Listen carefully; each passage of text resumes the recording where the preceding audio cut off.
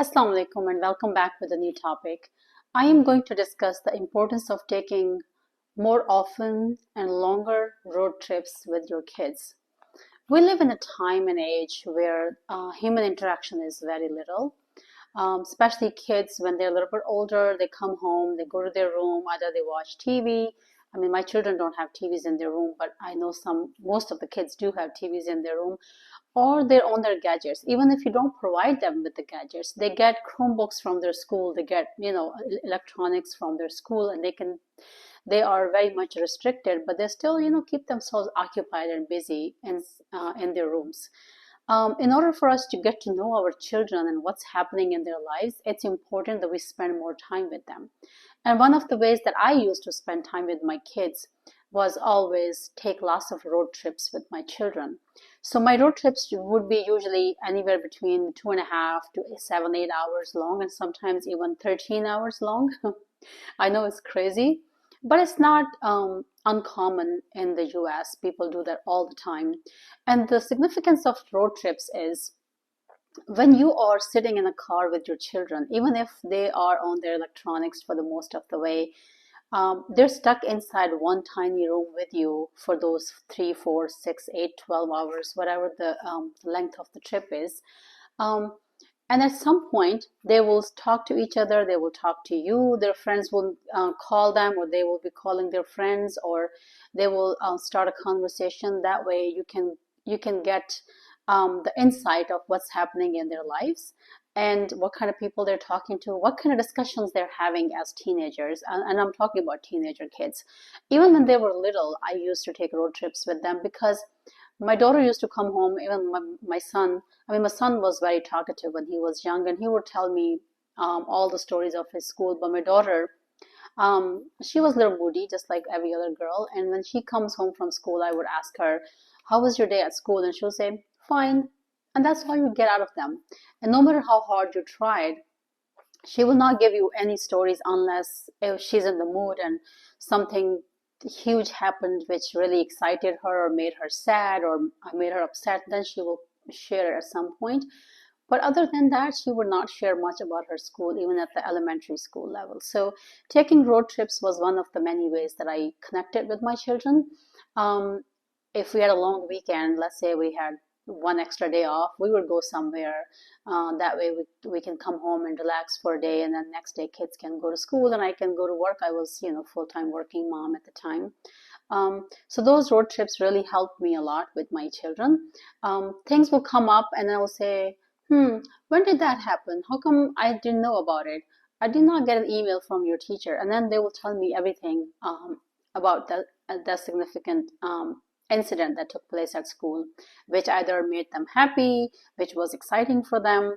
And then they will talk to each other as siblings at some point. Usually they fight, but then they do have good times too when they're actually talking to each other. And they will talk about their friends, and then you know their friends' names now, and now you know uh, who's their mom or dad or how many siblings those friends have. So all these small details are very important because when they're young.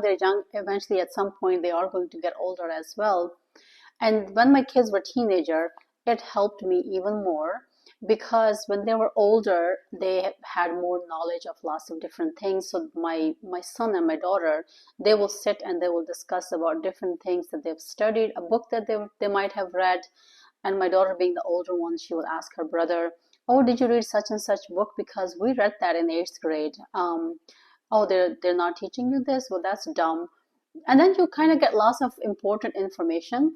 And then so many of my daughter's friends or the classmates were older siblings of my son's friends. And oftentimes my son will be talking about a friend, and then my daughter will say, "Oh, what's his or her last name?" And he would tell the last name. And she said, "Oh my God, I know them. His older brother or his older sister went to school with me." So then they will start talking about their families. So you know so much, like what kind of children they hang out with, what do their parents do, what kind of families their friends come from. Because if you ask your teenager, you're not going to get much answers from them at this age. They barely ever talk to you. Um, and that's why I always encouraged my younger siblings and my sister-in-law, the younger mothers in my family. to take more and more longer road trips, because that's one of the many ways that you can communicate with your children and they get off their gadgets, because now they don't have a choice. They can't just cut the conversation and get up and go to their room.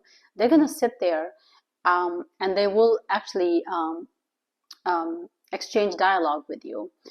So please, please, please take the time out, take road trips with them. I know flying is easier, but it could be expensive at times too. And flying is not always the best option. Better ways are I mean, if you don't have time, that's obviously a different story. But if you have the time and you think you can manage to drive 5 hours, 6 hours, please do so. You will be surprised how much more you know about your children and how much more you're connected with your children. And then sometimes my kids will record each other in the cars, and then now that they're older, we look back at those memories and look at those videos, like how goofy they were or how silly they were. And it develops the relationship within the siblings as well, the children, like if you have more than one kids, they will develop relationship with each other, because they look back at those things and say, oh, look at this, you were so cute, or look at this, you look so fat, or look at this, you look like a Chinese baby. They make all those comments, which develops friendly relationship among siblings, and that's very helpful as they get older. And that strengthens their relationship with each other, and that strengthens your relationship as a parent with your kids. I hope this helps. Please give me your comments in the comment section below. Please like my video, give a thumbs up, press the bell icon so you can be notified with my upcoming videos. Any feedback is welcome, and it will be really appreciated. Until next video, Allah Hafiz.